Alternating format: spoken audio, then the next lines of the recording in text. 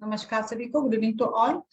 आज के इस संभाषा के सत्र में आप सभी का बहुत बहुत स्वागत है। आज का हमारा जो विषय है योनि व्यापद में प्रयुक्त कुछ कल्पों को लेकर आज हम लोग चर्चा करते हैं। उसमें से ही एक बहुत ही अच्छा कल्प आज चर्चा करेंगे जो कि भेषज रत्नावली योनि व्यापद रोगाधिकार से है। इसका नाम है संविदा सार। बहुत अच्छा एक सुंदर कल्प है। इसको हम डिटेल में पढ़ेंगे कि इसके कंटेंट्स क्या है, इसको किस प्रकार से हम लोग यूज कर सकते हैं। वैसे तो ये संविदा सार ना केवल योनि व्यापद में बट स्त्रियों के कई सारे विकारों में काफी अच्छा लाभदायी होता है और ये एक थोड़ा नया कल्प भी है और इसीलिए आज के इस सत्र में हम लोग इसको डिस्कस करते हैं। और आगे भी जैसे योनि व्यापद में प्रयुक्त जो भी सारे अलग अलग कुछ कल्प है, इन्हीं को लेकर आज हम लोग चर्चा करेंगे। जैसे कि देखिए यहाँ पे इस संविदा सार का जो रेफरेंस आया है भेषज रत्नावली के योनि व्यापद रोगाधिकार में आया है। बट इसी के साथ साथ योनि व्यापद के साथ साथ ये विशेष करके बाकी सारे जो व्याधियां है लाइक मांसवात और श्वास, ऐसे में भी इसका प्रभाव बहुत अच्छा होता है। तो संविदा सार का जो इसमें रेफरेंस आया है इसको थोड़ा सा मैं पढ़ देती हूँ अच्छे से। संविदा मंजरी पत्र स्वरसम वस्त्र शोधितम जलस्वेदन यंत्रेण गाढ़मेव प्रकल्पयितम यावत् मुद्रांगणम तत्र भवेद्वा गोलकम तथा रक्तिपाद मितां द्वर्धरम रक्ति मात्रम प्रदापयितम द्वित्र वारम सेवनेनम स्त्रीणां शूलम जरायुजम, यानी जरायुज सूती का शूल में योनि शूलम द्रुतम हन्यात संविदा सार नामकः प्रोक्तो घन नाथेन फलवर्ती प्रयोगत, यानी इसकी वर्ती भी बना सकते हैं। मात्रया रक्तिमित्तया योनि व्यापत प्रणश्यति आमवातस्य दुस्साध्य स्तमक श्वास एवच। देखिए मतलब कितना अद्भुत कल्प होगा जो कई योनि व्यापत एक बहुत अलग हो गया और आमवात श्वास स्तमक श्वास तथा चायामकम शीघ्रम सिंहाक्रांतो यथा करी संविदां मंजरी पत्र स्वरसां भावतो यथा शुष्क मंजरी पत्राणां क्वाथो देयो यथा विधि। देखिए संविदाम मंजरी यानी गांजा, संविदा मंजरी का अर्थ है गांजा। गांजा की जटा एवं पत्र का स्वरस निकालकर इसको स्वेदन यंत्र में पकाकर थोड़ा गाढ़ा कर ले, घन कर ले। जब इतना घन हो जाए कि अंगुलियों की रेखाएं उस घन पर उग जाए, यानी आप इसको लेंगे हाथ से अंगुली से, जैसे हम लोग परीक्षा करते हैं ना, तो ये लाइक उसका जो ये है रेखा पूर्णत्व या जैसे इसकी जो ये है घनता है वो हमारी रेखा अंगुली की रेखा पर भी उग जाए तो उसकी आधा रत्ती यानी 30 मिलीग्राम की मात्रा में वटी बनाकर थोड़ा सा सुखा लेंगे। इस संविदार सार नामक वटी को आचार्य गहननाथ ने रोगियों के लिए निर्मित किया है। इसे दिन में 2 से 3 बार जल के सेवन के साथ करने से स्त्रियों के जरायुज शूल योनि शूल शीघ्र ही नष्ट हो जाते हैं। इसे स्त्री की योनि में रखने के लिए एक रत्ती की फलवर्ती रूप में भी प्रयोग किया जा सकता है। इस वर्ती की योनि में धारण करने से समस्त योनि व्यापक के रोग नष्ट हो जाएंगे और इसीलिए हम लोग इसको देखिए अभी योनि व्यापक के बारे में हम सभी जानते हैं कि चरक सुश्रुत भट्ट सभी आचार्यों ने योनि व्यापक का बहुत विस्तारित रूप से वर्णन किया है। उन्होंने 20 प्रकार और उसमें से भी अलग अलग है, वातज पित्तज कफज या फिर पुत्रग्नि, और मतलब सभी को हम लोग मॉडर्न परिप्रेक्ष्य में ही पढ़ सकते हैं, समझ सकते हैं। और जो भी मुझे लगता है कि स्त्रियों का जो भी विकार है अगर इसको कहीं पर हम ये करना चाहेंगे, कंक्लूड करना चाहेंगे, इंक्लूड करना चाहेंगे तो हर एक योनि व्यापक में इसको इंक्लूड किया जा सकता है। जैसे कि वातज में हमें कुछ इंक्लूड करना है, पित्तज में जो सूजन इन्फ्लामेशन पीआईडी और एंडोमेट्रियोसिस ऐसे जो व्याधि इसको हम लोग पित्तज योनि व्यापक में ले सकते हैं। फिर जो प्रदर और स्त्राव जनित और जहाँ पे कफ की संप्राप्ति है उसको हम लोग कफज में ले सकते हैं। और फिर डिस्परियोना से लेकर जहां पर भी शूल है या बाकी सारे भी जो लक्षण होते हैं जहाँ पे वात की अधिकता होती है उसको हम लोग वातज योनि व्यापक में ले सकते हैं। तो इस प्रकार से योनि व्यापक का जो विस्तार है काफी बड़ा है।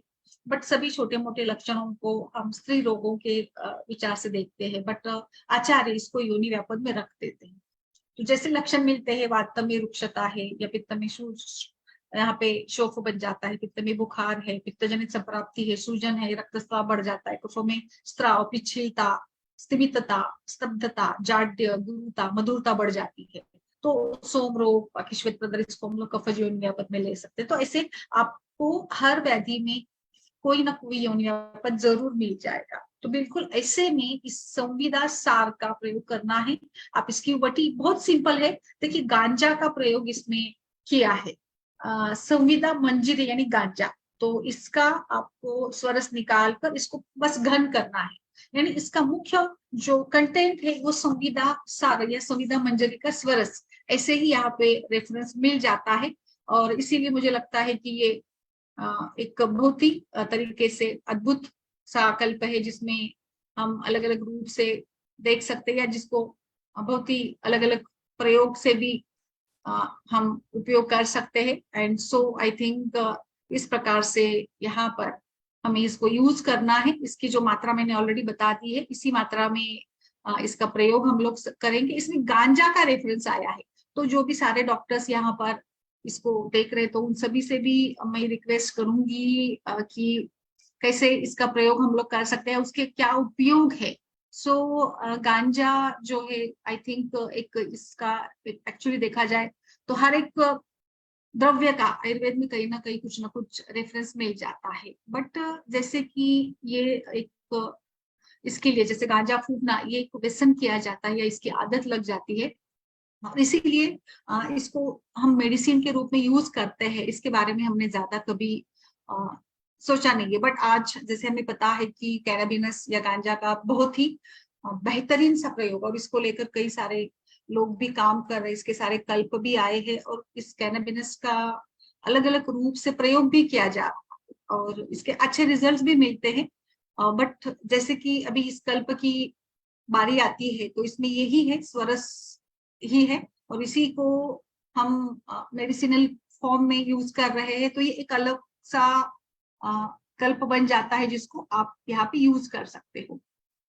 देन हम इस गांजा के बारे में थोड़ा सा मैं यहाँ पे विचार करूंगी कि ये क्या है, भांग या गांजा जिसको हम यूज करते हैं। एक्चुअली आप ना इसको अलग अलग रूप से यूज कर सकते हैं, जैसे आईबीएस है, या जहां पर आपकी पचन क्षमता कम हो गई है, लो डाइजेशन है कुछ, खास करके मैंने देखा कि गांवों में इसका प्रयोग अनिद्रा में किया जाता है, यानी एक प्रकार से गांजा या भांग का सेवन करने से नींद आ जाती है, फिर ये मसल रिलैक्टेंस के रूप में भी काम करता है, और इसलिए इसको उपविष के रूप में इसका यूज किया है। एक्चुअली ये एक टॉक्सिक ही हर्ब है, बट जैसे इसका लिमिटेड यूज करना है, इसको हम शुद्ध करके ही इसकी उपयोग करेंगे। सो कैनाबिनस और इसका जो कूल आता है, भांग कूल में इसको डाला गया है, इसके अलग अलग वैरायटीज मिल जाती है। शायद यहाँ पे जो संविदा सार में यूज किया गया है, जैसे कैनाबिनस स्पॉन्टेनिया, जिंजिएटा या कैफरिस्टेनिका, ऐसे अलग अलग वैरायटी है। इसका रस तिक्त, लघु, तीक्ष्ण इस प्रकार से है, इसका विपाक भी कटु बन जाता है, और इसकी उष्ण वीर्यता है। तो ये वात और कफ विकारों में खास करके काम करता है, बट ये अग्नि को भी बढ़ा देता है। इसके पत्तों का प्रयोग करना है।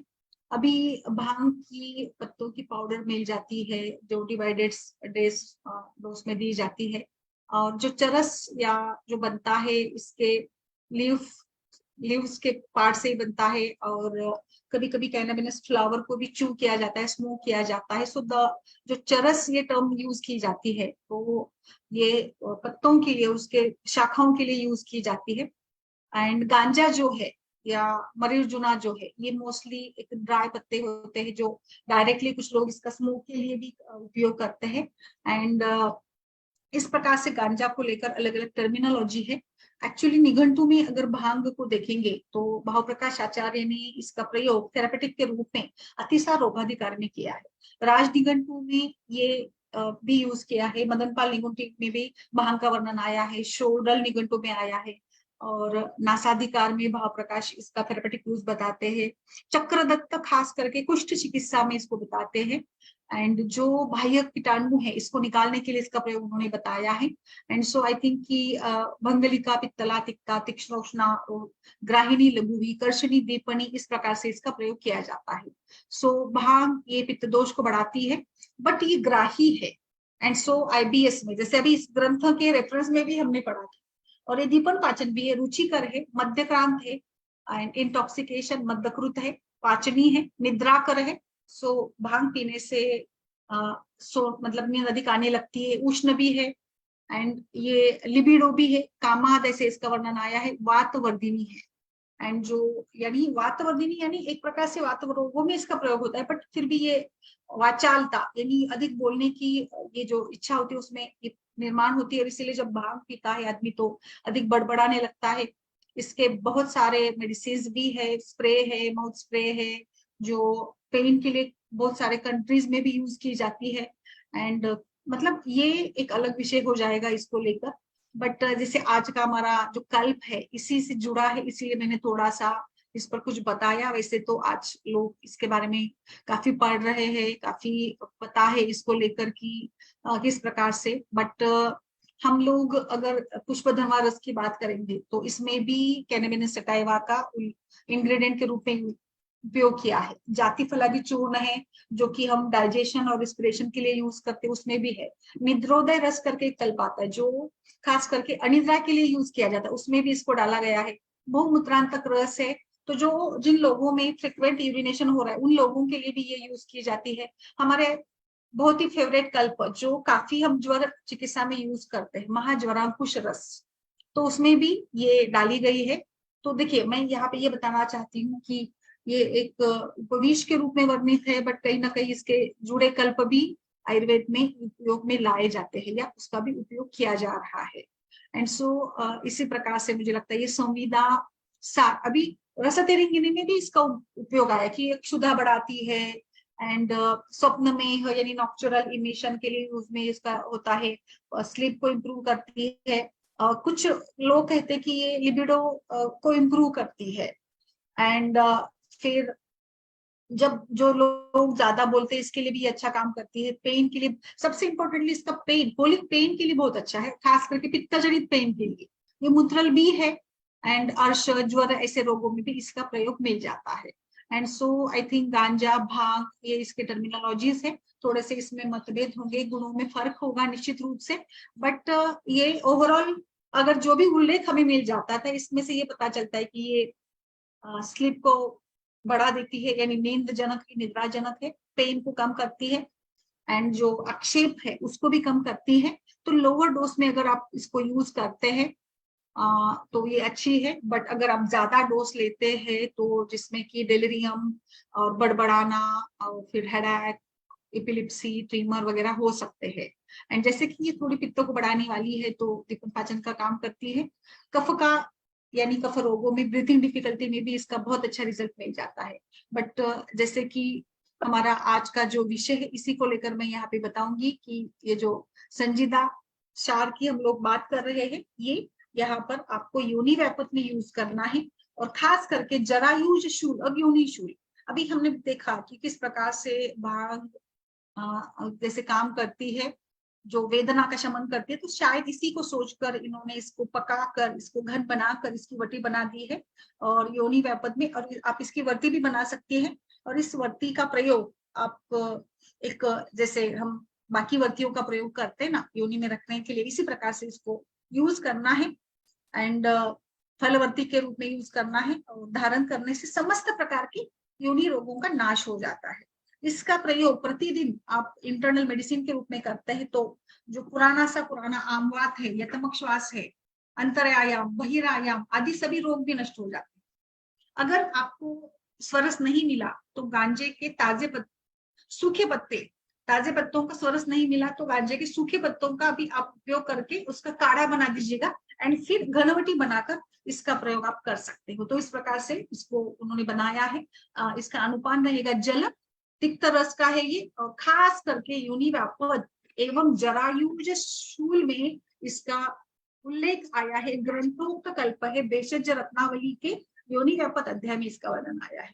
आप इसको अभ्यंतर सेवन एवं फलवर्ती के रूप में यूज कर सकते हैं। जहां पे शूल है तो मुझे लगता है कि फलवर्ती ज्यादा बेहतर रहेगी, और जहां जैसे आमवात, तमोक्षवास या आयाम जैसे रोग है वहां पर आप इसको इंटरनल मेडिसिन के रूप में प्रयोग करिएगा, आपको अच्छा रिजल्ट मिल जाएगा। अभी आगे बढ़ते हैं, आगे जैसे हम चर्चा करते हैं कि आपने कहाँ पर इसका यूज किया है, क्या बताइए। नमस्कार सभी को, आपका यहाँ पे मैं अनुभव सुनना चाहूंगी सभी दर्शकों का। मैम मैंने तो नहीं ये यूज किया, फर्स्ट टाइम सुना है सर, आपने बहुत ढूंढ के निकाला है। यस इसीलिए तो मैंने इसको ढूंढ के निकाला कि चलो कुछ अलग से सोचते हैं। वैसे मेरा जैसे मैं मिलता है क्या फिर? नहीं मिलता, इसमें मिलता होगा क्या ऐसे, मतलब बाहर ऐसे वही बनाना ही पड़ेगा ना मैम? बनाना ही पड़ेगा, बनाना ही पड़ेगा। मुझे कहीं पर इसका ये नहीं मिला कि कहाँ ये मिलता है, बट इसको ये बनाना ही पड़ेगा। गांजा का है ना मैम, तो ये लीगली भी गांजा हम ये नहीं कर सकते है ना, एक्चुअली क्या मैम है? इसके ऊपर ना कैनाबिनस को लेकर ना कई सारे स्टडी चल रहे हैं और लोग इसका बहुत अच्छे से प्रयोग भी कर रहे हैं। बहुत अच्छे रिजल्ट है इसके, बस उसको एक सही ढंग से यूज करना पड़ेगा। भांग को भांग को लेकर काफी हमने भी सेशंस वगैरह भी करवाए थे, काफी लोग इसको यूज करते हैं। अच्छा है इसका वैसे तो, और खास करके नर्वस सिस्टम के व्याधियों में बहुत अच्छा है ये।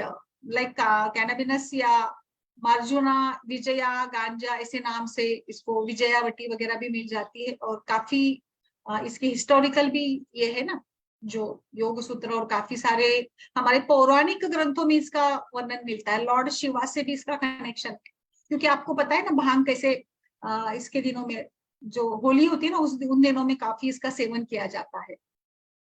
और जो हमारे भगवान शिवा थे तो वो खास करके भांग का सेवन किया करते थे। मार्जुना करके जो होती है ना उसका सेवन वो किया करते थे।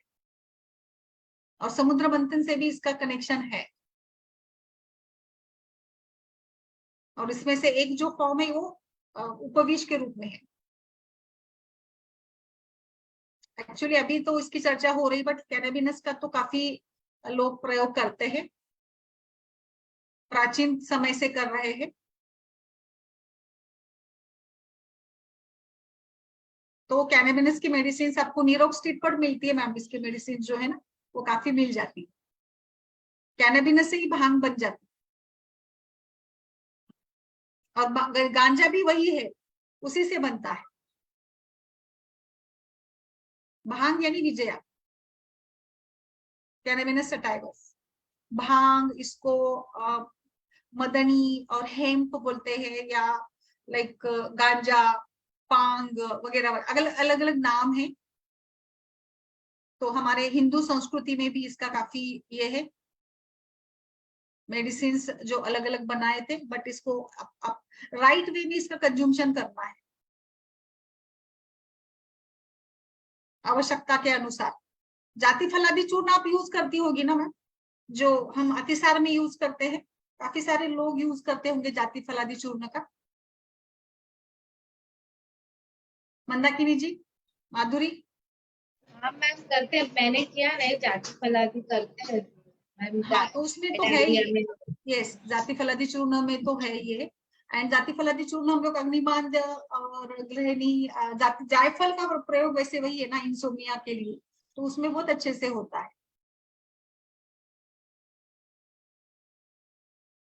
काफी सारे प्रयोग है उसके तो, वैसे तो जो इसका जो जूस बनता है वो, बट हम लोगों का थिंकिंग लेवल चेंज करना पड़ेगा। लाइक हम लोग एक्सेप्ट नहीं कर पाते हैं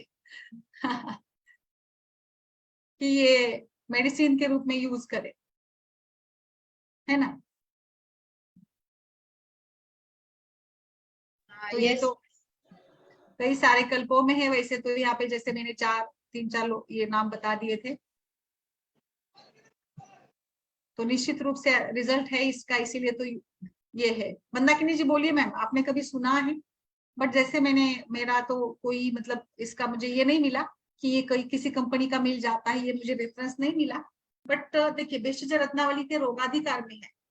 सो अद्भुत है भेषज रत्नावली, एक अपने आप में एक बहुत ही सुंदर ग्रंथ है। बहुत अलग अलग कल्प इसमें वर्णित है। मैम क्या वैशेज्य रत्नावली में कौन से रोगाधिकार में योनि बोला? व्यापक, योनि व्यापक रोगाधिकार।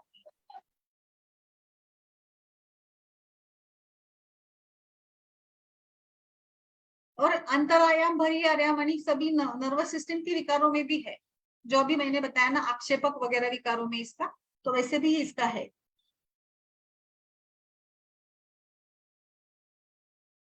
सो आप सभी जो भी डॉक्टर्स दर्शक इसको देख रहे हैं वो भी अपना अनुभव डालें। मंदाकिनी जी बोलिए मैम, और किसी को भी कुछ डालना है तो डालिए इसमें।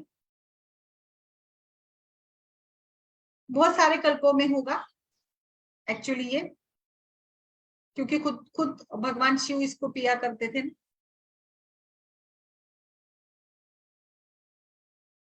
एक्चुअली होता क्या है कि हमारे पास इसको लेकर ये नहीं है, अवेयरनेस नहीं है कि कैसे इसको ये किया जाए, तो इसीलिए फिर हम लोग इसको छोड़ देते हैं।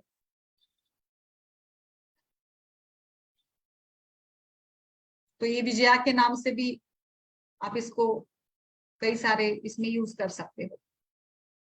किसी का कोई केस है तो भी डालिए मैम, पूछिए अगर किसी को कुछ इसमें यूज करना है। एक्चुअली हमारे रस शास्त्रों में इसको विजया के नाम से यूज किया है, उपविश के रूप में। और सभी देखिए, सभी निघंटु में इसका वर्णन है, यानी कैदेव निघंटु से लेकर षोडल निघंटु, मदनपाल निघंटु, धन्वंतरी निघंटु, सभी में है।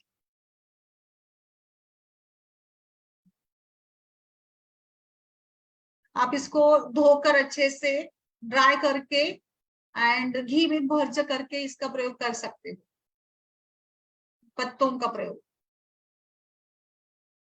जो आप स्वेदन के लिए भी कर सकते हो मैम, जहाँ पे संधिशूल वगैरह के पेशेंट्स है ना, तो उसमें आप कैनाबिनस के पत्ते जो है ना, इसको आप डिकॉक्शन या उसको फोमेंट करके, यानी पानी में उसको भाप के जैसे बनाकर गर्म करके आप इसको मतलब मॉडरेट हीट पर इसका प्रयोग कर सकते हो। और फिर गोदुग्ध में ये करके।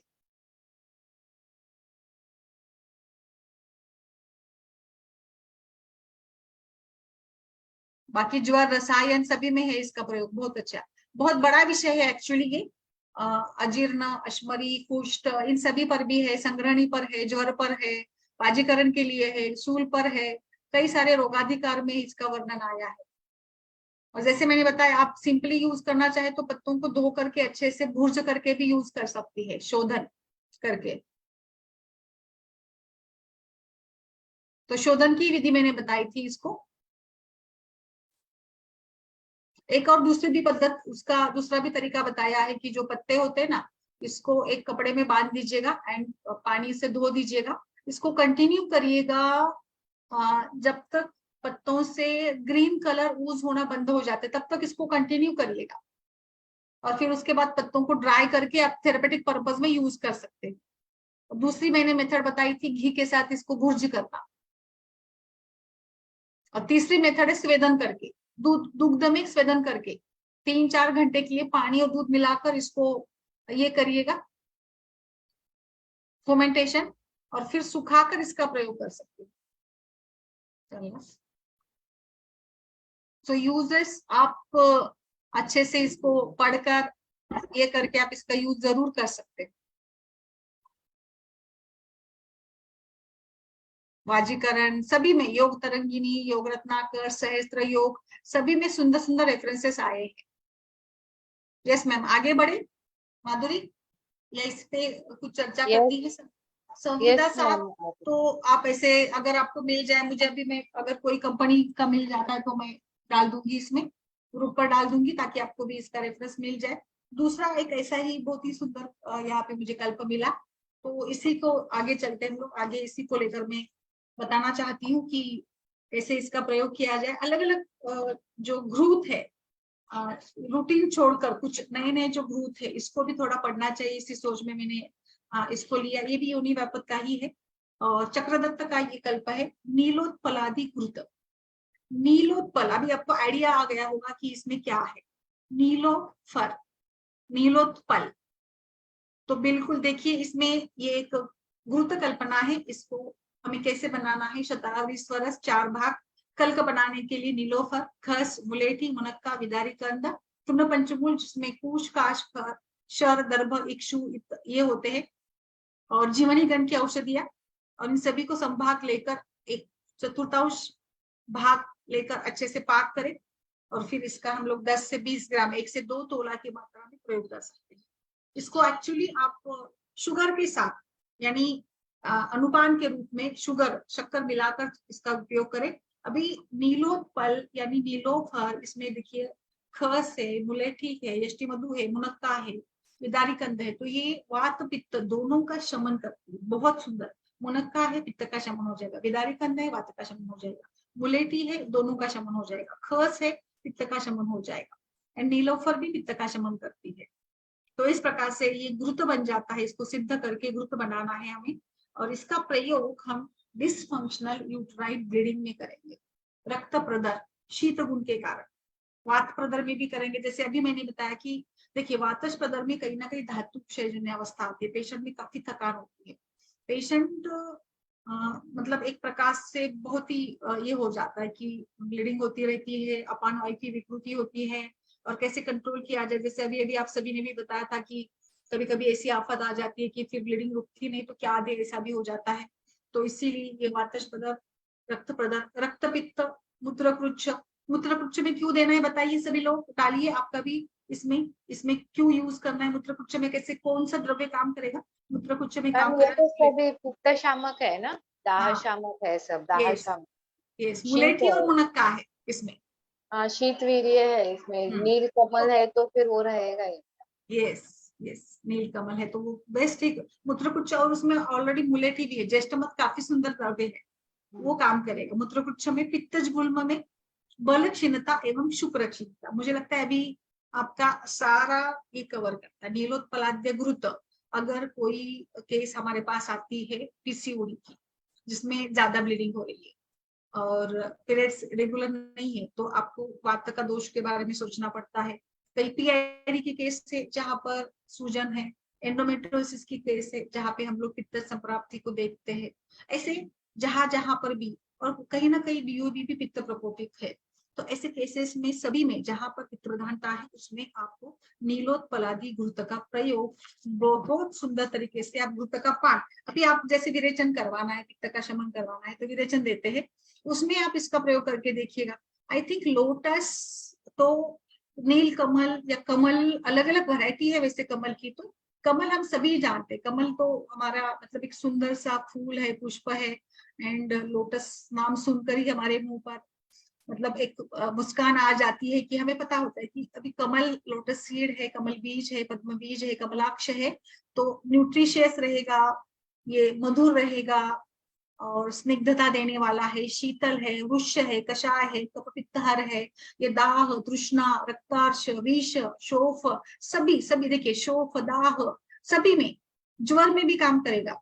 इसका अलग अलग गुणधर्म है एक्चुअली, अगर आप पद्म यानी इसकी बात करते हैं तो इसके अलग अलग गुण मिल जाएंगे आपको, मतलब जो जिस प्रकार से उसके नाम दिए गए हैं इसको लेकर आप कहीं पर भी, एक अच्छा एब्सॉर्बेंट भी है, ये शोषण का भी काम करता है। तो आपको ना केवल मेनोरोजिया में यूज करना है, you can use it with another bleeding disorder such as, कभी कभी अल्सर्स में भी ब्लीडिंग होती है, अल्सरेटिव कोलाइटिस है, नेजल ब्लीडिंग होती है, ऐसे में आप इसका प्रयोग कर सकते हो। तो अगर कोई लड़की, कोई महिला जो अभी इन सभी एसोसिएटेड सिम्टम्स के साथ गुजर रही है, जिसमें रक्त की दृष्टि हुई, पित्त भी दृष्टि हुई है, तो यहाँ पे इस द्रव्य का प्रयोग या इस कल्प का प्रयोग करेंगे तो पित्त का शमन हो जाएगा। और इसके बाद वाली जो एक क्षय होता है, यानी हमें पता है कि पित्त जब बढ़ जाता है तो शरीर के द्रवांश को भी शोषित करता है उष्णता के कारण, तो इस उष्णता के साथ हमारे धातु काफी थक जाते हैं, तो धातुओं की तर्पण की आवश्यकता होती है। ऐसे धातु का तर्पण करने के लिए आपको ये बहुत सुंदर काम करेगा। And so pitta imbalance in all bleeding type of disorders, मधुर रस वाला है और मधुर रस के साथ वात का भी शमन हो जाएगा। आप इसको ये जो मतलब यंग एज में पीसीओडी के साथ बहुत केसेस आती है, देखिए हमारे पास की मुख दुशिका को लेकर, सो मुख दुशिका जिसमें भी आपको बहुत सुंदर इसका रिजल्ट मिल जाता है, मतलब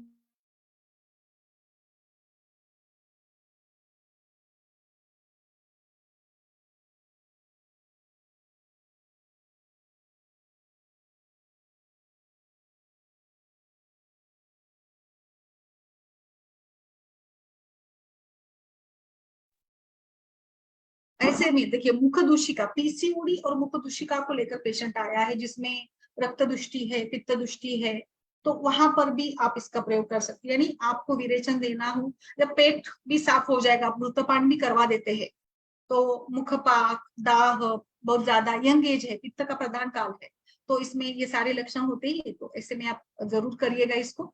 इसके साथ साथ इसमें एक ऐसा ये भी है, आप मैग्नीशियम, आयोन, एंड एंटीऑक्सीडेंट्स है, प्रोटीन्स है, फॉस्फोरस है। सो ये सूजन भी को भी कम कर देता है and it is also good for diabetic patients में भी ये काम करेगा ब्यूटीफुली। वैसे कमल हम जानते हैं कि कमल न्यूट्रिशियस भी होता है, सो कमल मधुर रस का है, स्नेहन भी करता है।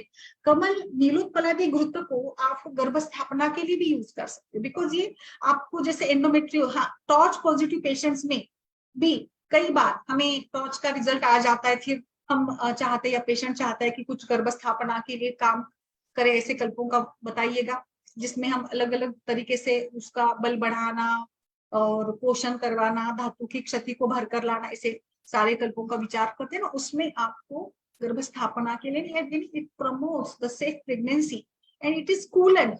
आपको अगर गर्भिणी अवस्था में भी कभी स्पॉटिंग वगैरह हो रही है ना, तो आप इसको यूज करिएगा। मुझे नहीं लगता कि इससे कुछ हानि हो, बिकॉज इसमें जो सारे कंटेंट्स है, देखिए जीवनी गण है, विदारी गण है, मुलेठी है और तृणपंचमूल है, खस है और नीलोफिर है। कुछ इसमें ऐसा द्रव्य ही नहीं है कि जो आपको कोई हार्म कर दे, नुकसान करने वाला कोई घटक इसमें नहीं है। एंड सो आपको टॉर्च और सभी में टॉर्च रिलेटेड या जिन कारणों से भी इनफर्टिलिटी होती है उनमें आपको गर्भस्थापना के लिए इसका प्रयोग करें। इवन दो ये पित्त शमन के बाद यानी वृक्ष के रूप में भी काम करता है, मधुर रस है तो वृक्ष भी काम करेगा। ये वृक्ष यानी जहां पर आपको वैसे जरूरत पड़ जाती है वृक्ष गुण की, तो वहां पर भी आप इसको करिएगा। एक और मैं इसका प्रयोग बताना चाहूंगी, आप इसको सूतिका में भी दे सकते हैं।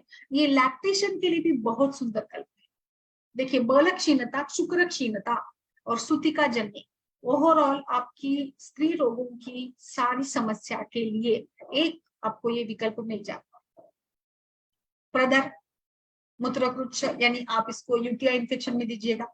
बलक्षय, अभी बलक्षय भी कहीं पर भी कैसे भी होता है ना, ऐसा थोड़ी है कि बलक्षय यानी कुछ एनीमिया यानी राजयक्ष्मा में होता है, ऐसा नहीं है। आपको पेशेंट बताते हैं ना कि कई बार तो मेनोपॉज में आते आते बहुत ज्यादा ब्लीडिंग हो जाती है तो भी पेशेंट थक जाते हैं, बलक्षय होता है, स्टेमिना कम होता है। और वहां पे भी कुछ ऐसे चाहिए होता है कि मेनोपॉज ये जो ट्रांजिशन पीरियड है पित्त जनित कंडीशन से वात की तरफ का, बट एक्चुअली जब मेनोपॉज होता है तो it is a period of पित्त डोमिनेंस। जैसे आप 50-55 की आयु देखिए, आयुर्वेद में ये पित्त प्रधान का है। आयुर्वेद में 60 के बाद वात का आरंभ होता है, बट महिलाओं में तो 60 तक तो मेनोपॉज आ जाता है, तो हम लोग मेनोपॉज को वात प्रधान मानते तो है, बट एक्चुअली शरीर में पित्त दोष की अधिकता होती है जिसके साथ महिला को काफी दाह, गर्मी लगना, हॉट फ्लैशेस, स्वेटिंग और फिर अनिद्रा, चिड़चिड़ापन, ये सारे पित्त के लक्षण मिल जाते। बहुत मतलब सवाल आते हैं मेरे पास कि मेनोपॉज को लेकर बताइए कैसे, how to manage menopause. Actually it's a skill, it depends upon you. आपका खुद का इसमें योगदान रहेगा, बाकी सारा सपोर्ट एंड फैमिली का भी होता ही है, बट फिर भी तो इसके लिए डील करने के लिए भी आपको कोई ऐसे पोषण देने वाला कूलेंट वाला एजेंट चाहिए होता है, तो उसमें दीजिएगा। तो ये मधुर वाला है, सभी आपके पित्त का शमन, एवं सभी साइकोकिक डिसऑर्डर्स या बाइपोलर डिसऑर्डर्स जैसे मैनिक है, मूड चेंज हो रहा है, उसमें भी आप दे सकते हो।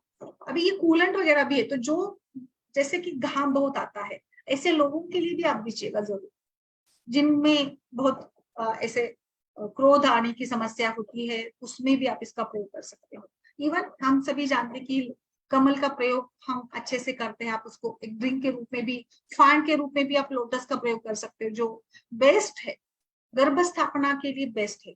आप इसका उपयोग ना इसमें जो डिसफंक्शनल यूट्राइन ब्लीडिंग है उसमें भी आप करिएगा। आप इसका गर्भिणी छर्दी में भी प्रयोग कर सकते हैं, बिकॉज ये गर्भ का भी स्थापन करता है ऑलरेडी, और ये भी कर देता है यानी वोमिटिंग को भी कम कर देता है। प्रेगनेंसी में स्पॉटिंग के लिए इसमें भी आप कर सकते हो। घृत है तो आई थिंक कि घृत के लिए तो बोलने की ज्यादा जरूरत भी नहीं है कि घृत कैसे काम करता है। पित्तश टाइप की योनि व्यापद में जरूर यूज करें।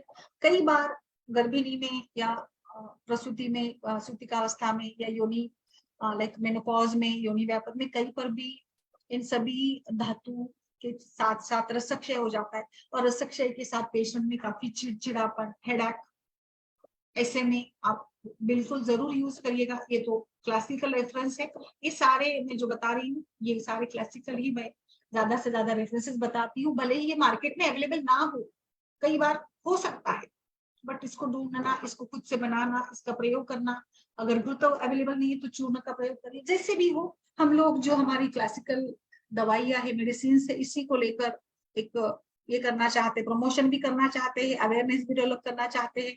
और इसीलिए मुझे लगता है कि ये एक बेस्ट तरीका है, बेस्ट मेडिसिन है, जो आप नीलोत्पलादि घृत, आई थिंक अभी सारे पॉइंट्स जो है मैं जो बताना चाहती थी कि ये पदार्थ रुक्षता, नेजल ब्लीडिंग कहीं पर भी पित्त के कारण और रक्त दृष्टि के साथ हो रहा है, शुक्रक्षय, इसको मैं बहुत बेस्ट, आप मुझे बताइएगा सभी लोग। डॉक्टर हर्षा जी, आपने यूज किया है नीलोत्पल घृत को?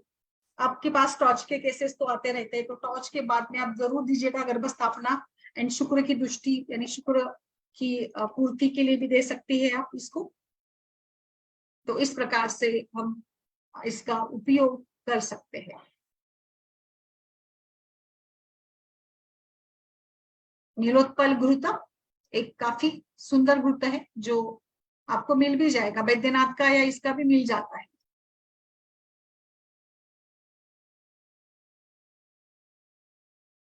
इंडिया मार्ट पर आपको सारे मिल जाएंगे, आप सर्च करेंगे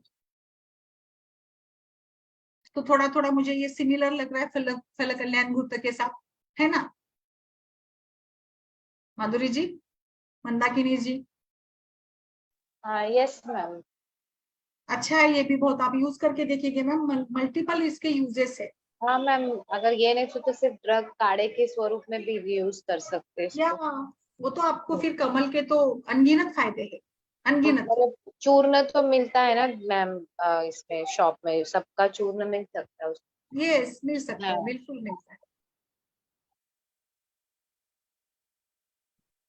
इन्फेक्शंस में भी यूज कर सकते, यानी छोटे छोटे क्षुद्र रोग, छोटे छोटे जो जो होते हैं ना, उसमें भी आप करके देखिएगा। जैसे मैंने अभी ये बताया कि मुख दूषिका है, अरुषिका है, पालित्य है, हाँ ऐसे मैम। जो मैम यंग वो एज के जो, मधुर का कषाय रस है तो फिर वो रोपण भी कार्य करेगा ना। यस यस यस, तो मुख दूषिका में तो कितना सुंदर काम करेगा। देखिए पद्मकंटक वगैरह जो पित्त प्रधान है ना, विस्फोट वगैरह होते हैं ना, अजगल्लिका, युवान पड़िका वगैरह क्षुद्र रोग बताई गई है। अच्छा शुभा जी नमस्ते, कैसी है? मसूरिका वगैरह जो पित्त जनित है ना, मसूरिका वगैरह सारी, मीजल्स, मम्स, मसूरिका वगैरह, मीजल्स वगैरह, जिसमें थोड़ी सूजन, थोड़ी यस मैम। पित्त दाग। बड़ा है ना, दाह बड़ा है उसमें। हम्म, ज्वर में भी तो दे सकते हैं मैम, ज्वर तो। जोर में भी देते हैं मैम, बहुत जोर में तो ये बहुत अच्छा चलेगा ये लोग। जीर्ण ज्वर होता है ना मैम, उसमें घृतपान बोला है ना, तो ये जीर्ण हम्म, ज्वर में अच्छा चलेगा क्योंकि ये पोषण भी करेगा, बल भी देगा और ऊपर से दाह भी शांति करेगा, जोश है। और इसकी पाउडर आपको थोड़ी महंगी है ये दवा, वैसे तो पाउडर आपको मिल जाती है, पर मार्केट में आपको मिल जाएगी। नीलोत्पल की चूर्ण तो मिल जाता है, आयुर्वेद कार्ड करके जो है ना, उस पे मिल जाएगा आपको इसका चूर्ण। तो और फिर आप जैसे चाहे उसको यूज करिएगा, है ना। कूलेंट है तो आप यूटीआई, एंटीबायोटिक, जनरल वीकनेस इसमें दे सकते हो। अरविंदासों में भी है मैम को ये नीलोत्पल ना, काफी सारे कल्पों में है, लवंगादि चूर्ण में है, एंड अरविंदासों में है, चंदनासों में है, उशिरासों में है, सभी में है ये नीलोत्पल। नीलोत्पल तो काफी यूज किया जाता है,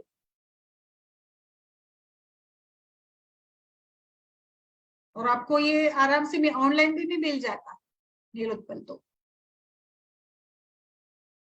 सो आई थिंक नीलोत्पल को लेकर तो आप जैसे भी यूज करिएगा बेस्ट ही रहेगा, कोई इसमें प्रॉब्लम ही नहीं आएगा। नमस्ते संपदा जी, बोलिए मैम, कैसी है डॉक्टर संपदा? नमस्कार मैडम। नमस्ते, बोलिए, आपने कभी यूज किया है इसको मैडम नीलोत्पल आपका नीलोत्पल घृत को? नहीं। अच्छा, ओके। और इसमें संविदा सार आप क्या देती फिर डिस्फंक्शनल यूट्राइन ब्लीडिंग में, क्या देती है बताइए? आप क्या देती डिस्फंक्शनल। शुभा जी, हंसा जी, मांटे जी? बोलिए बोलिए संपदा, बोलिए डॉक्टर संपदा। हाँ मैडम, एज वाइज और रीजन वाइज। हम्म, ये हार्मोनल है तो हार्मोनल ऐसे, और जनरली चंद्रप्रभा आहे, फल अच्छा. अशोकारिष्ट, हम्म. त्याच्यानंतर पद्मकिट्ट पण कधी कधी. तुमच्याकडे काही एमआर पण येतात ना त्याच्यामध्ये? कुठले कुठले एमआर येतात? चरक वगैरेचे येतात का सगळे असे? नाही, हिमालयाचे आणि बहुतांशी हिमालयाचेच असतात. ग्रामीण भाग पडतो ना, त्यामुळे नाही जास्त हा, काय थोडंसं. पण. प्रॉपर सांगलीलाच ना? नाही, ताकारी, कुठलं गाव? इस्लामपूर जवळ ताकारी म्हणून आहे. अच्छा. तुम्ही प्रॉपर सांगलीला नाही येत का? बर. नाही. अच्छा, मला असं वाटलं सांगलीला आहात प्रॉपर. नाही. मग मॅम थोडंसं मॉडर्न मध्ये काय देतं? मॉडर्न मध्ये काय ते? डिस्फंक्शनल युट्राइन ब्लीडिंग मध्ये त्या मॉडर्न मध्ये काय देतात संपदा मॅम? हाँ, संपदा मैम बोलिए मैम, आप एलोपैथी क्या देते हो? मॅडम, पीसीओडी साठी असेल ना, अनओव्युलेटरी ब्लिडिंग कधी कधी असतं, यामिनी टॅबलेट छान आहे, टॅबलेट यामिनी. हम्म. त्यानंतर ट्रायक्विलार म्हणून एक आहे. अच्छा. आणि अबव 4 म्हणजे 35 असेल तर ओरालजी वगैरे. मुलींना ट्रायक्विलार यामिनी देते. हम्म. हायपोथायरॉइडिझम पण काही काही वेळा असतंय, मेनोरिया, पॉलिमेनोरिया, हम्म. ते पण रूल आउट करायला लागतं. अच्छा. हाँ, याचे थोडंसं रिझल्ट चांगले आहेत मॅडम. मला कशाचे? हे पुष्याणूक चूर्ण वगैरे तुम्ही मागे एकदा हे हाँ. सांगितलं होतं, येस. म्हणजे हाँ. चूर्णांचं कॉम्बिनेशन, हाँ. लोद्र, पुष्याणूक, वंग हाँ. आणि एक 5-6 आहेत, मी लिहून हो, ठेवलेले. ते खूप छान चालते. हो. हा, ते तुम्ही सांगितलेले. आणि चंद्रप्रभा, अशोकारिष्ट, थांबतेच ब्लिडिंग, म्हणजे चांगले रिझल्ट आहेत. चांगले येतात. येस. आणि त्याच्यामध्ये थोडंसं रिकरन्सी ना पण, पित्तशमन पण विचार करायचा, पित्तशमन. रिकरन्सी पण नाही, बऱ्याच मुलींना परत आलेली पण नाही. नाही ना? म्हणजे हार्मोनल दिलं की तेवढ्या पुरतच सीज होतं, परत चालू असं होतं. हो ना. नाही, थोडंसं कसं म्हणजे बाकी सगळ्या गोष्टी करत जर दिलं ना तर खूप छान रिझल्ट मिळतात आपल्याला. नाही, छान आलं त्याचं. अजून त्याच्यामध्ये आहार विहार आणि बाकी सगळं पण मॅनेज जर केलं तर खूपच मग अजूनच छान होतं. कारण ती संप्राप्ती कुठं ना कुठेतरी हो. असते. म्हणजे सगळ्या पद्धतीने विचार करून जर दिलं तर निश्चित हा. छान परिणाम मिळतात. हो.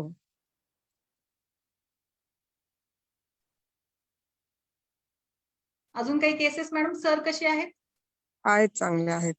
बर. चालू केलं का तुम्ही काही? हो, केलेलं आहे आता. म्हणजे फक्त मात्रा बस्ती आहे चालू, हा. आणि नसते सांगितलेलं तुम्ही. हा. बाकी प्लॅन म्हणजे ते मध्ये तुम्हाला बोललेले. हा. तर राहिले का तुमचं प्लॅन? नाही सुरू केला का तुम्ही? नाही, त्याच्यावर डिटेल डिस्कशन नाही, म्हटलं माझ्या अंदाजपंचे असं नको. बरोबर. हा, अरे बापरे. बरं मॅडम, टाका ना मग ग्रुपवरती, आपण ते करूयात. चालेल. कारण असं नको व्हायला, तुमचं ते मिस नको व्हायला पटापट. लवकर सरांना म्हणजे हे व्हायचंय ना, त्याच्यामुळे मग नका जास्त हे करू. कसं आहे मॅम आधीपेक्षा? काय मज्जा सिद्ध चालू केलं का ते तेव्हा तेच डिस्कस? नाही केलं म्हणत आहेत ते. ते केव्हाच सांगितलं आपण, खूप दिवस झाले, महिना 1.5 महिना होऊन गेला. मी ते होऊन नसते गेला. फक्त बोललेली, ते नसते तरी केलंय का चालू? नस्य केलंय चालू. हा. मज्जा सिद्ध ऑनलाईन पण नाही मिळालं, आणि मी आज ते नाही म्हटले. मॅडमनी सेंड केलेलं इथं 4-5 जिल्ह्यात कुठंच मिळालं नाही, पुण्याला सुद्धा नाही मिळालं, ते पुण्यात अवघडच. सुद्धा नाही मिळालं. अरे बापरे. बर. आहे का कोणी ओळखीचं मॅडम? माधुरी, मध्ये एकदा दोनदा मी टाकले होते, आता ते ऍड्रेसेस पण केले वाटतं माझ्याकडे. मॅम ते प्रवीण जोशींकडे आहे का? ते विचारलं पाहिजे.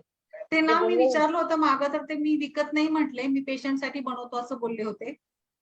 अच्छा, असं. मग मॅडम, सरळ एकदा त्यांच्याकडे जाऊन येऊ का? प्रत्यक्ष बघतील सुद्धा सर. चालेल ना. धुळ्याला हो, जायला हो. काही म्हणजे फार काही तुम्हाला त्रासदायक नाहीये तसं धुळे. नाही, म्हणजे काय आता ट्रीटमेंट साठी गेलंच पाहिजे असं आहे. बरोबर आहे, ते तर आहे. पण जायच्या अगोदर मी तुमच्याशी डिस्कस करून मग जाईन. मग बरं मॅडम, पंचभौतिक घेतल्यानंतर 3 महिने पंचभौतिक घेतलं, आणि नंतर मग अपेक्षित हे नाही म्हटल्यानंतर त्यांच्या फ्रेंडनी, त्यांचे सर आहेत कॉलेजचे, सिनियर होमिओपॅथिक कन्सल्टंट, बर. मग ते चालू केल्यामुळे मग मी फारसं बाकीचं आयुर्वेदिक आता इंटरफेअर म्हणजे केलं नाही. ओरली जास्त केलं नाही. मात्रा बसती नसते असं फक्त देते. मॅम ते होमिओपॅथिकचा पण रिझल्ट चांगला असतो, मग त्याच्याबरोबर दुसरं नका चालू करू, मग ते तरी बघा करू. मग तेच आता म्हणजे आता फक्त ते आहे आणि ते न्यूरोवायर गोळ्या मॅडमनी मध्ये सांगितलेल्या आणि ते निओ म्हणून चरकचे टॅबलेट हो, ती तेवढंच चांगली. आणि शुगर ती बीपीच्या. कसं मुद्रासाठी चांगली आहे, निओचं खूप चांगलं आहे, म्हणजे टोन साठी खास स्पेसिफिकली ती आहे. मग आता जे होमिओपॅथिक कन्सल्टंट आहेत ते पुण्याचे सिनियर आहेत. आता त्यांचं एज जवळजवळ 76च्या आसपास आहे हम्म, आणि हम्म. म्हणजे अनुभवी चांगले आहेत. फणसाळकर सर म्हणून आहेत. बरं बरं. मग अच्छा, म्हणलं मग तर ते ठीक आहे, तुम्ही आता ते घेऊन बघा. मग अजून हा एखाद्या महिन्यात आपण ते व्यवस्थित चालू करू, परत एकदा सरांशी बोलू वाटलं असतं, है हा ना? वाटलं तर जाऊन येईन त्यांच्याकडे, म्हणजे प्रत्यक्ष भेटून हे करेन. बरं. चालेल, तुमच्या म्हणजे तुमच्याप्रमाणे काही प्रॉब्लेम नाही. म्हणजे तेल मिळत नसेल तर असं म्हणजे सगळीच कामं होतील असं होईल. नाही, मग थांबा ना, मग तुम्ही तेवढ्यासाठी जात असाल तर मग त्याचा सोर्स शोधूयात ना, म्हणजे तेवढ्यासाठी नको तुम्हाला परत त्रास, असं जाणं येण्याचा त्रास, सगळ्या गोष्टी आहेत ना. त्याच्यामुळं मग आपण ते कुठून तरी अवेलेबलच करूया. आणि मग मेजर काही असेल तर ठीक आहे, म्हणजे तुम्हाला अजून काही ओपिनियन किंवा काही हे करायचं असेल तर जायला हरकत नाही, पण मग तेवढ्यासाठी नको असं वाटतंय, है की नाही? ओके. और किसी का मग आता कुछ? हे सरांनी मॅडम 4 महिने तरी कमीत कमी काय म्हटले? होमिओपॅथिक आहेत. 1 महिना राहील. 4-5 महिने का? हा 4-5 महिने घ्या असं सांगितलंय का? हो. बर बर बर, ठीक आहे मॅम मग. घेऊन तरी बघा, कारण की ना हा, असं प्रत्येक वेळी 10 दिवसांनी हे केलं ते केलं तर मग तसं नाही होणार. ते नाही. नाही होमिओपॅथिक, होणार. हा होमिओपॅथीवर तरी विश्वास ठेवून केला पाहिजे. काय एक कधी होय घेतलं कधी होय. तरी व्यवस्थित घेतलं पाहिजे, कंटिन्यू. कंटिन्यू भले ते नाही का नाही असो हा तेच आहे आता, त्याच्यामुळे मी हे केलं नाही, पण ओरली फक्त हे केलेलं आहे. बाकीचं आयुर्वेदिक आता काही दिलेलं नाही ह्याला, होमिओपॅथिक चालू केल्यापासून. बर बर बर बर, चालेल ना, काहीच हरकत नाही. ठीक आहे, जाऊ दे. कुठलं एक काय, पण तुम्ही ते हे जे आहे ना निओ आणि ते तेवढं चालू ठेवा, ते हो चांगलंच ते आहे. आहे ना. हा न्यूरोवायर आणि ते आहेच.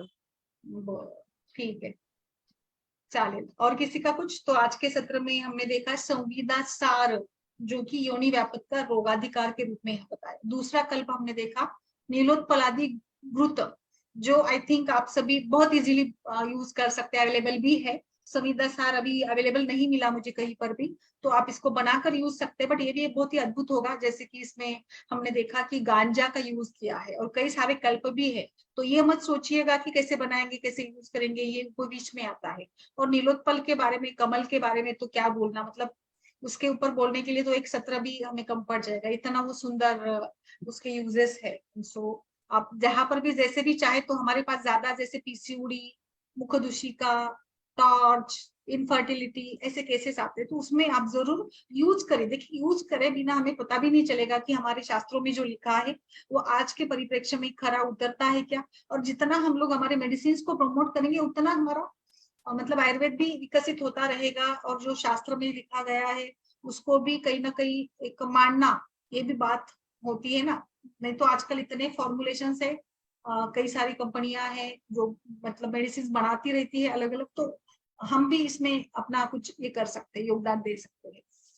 सो चलिए फिर आज के सत्र में यहीं पर आज रुकते हैं, और कल फिर पुनः एक नए विषय के साथ हम लोग अपना सत्र प्रस्तुत करेंगे। येस, ओके मैम, चलिए, नमस्ते। Thank you ma'am. Thank you.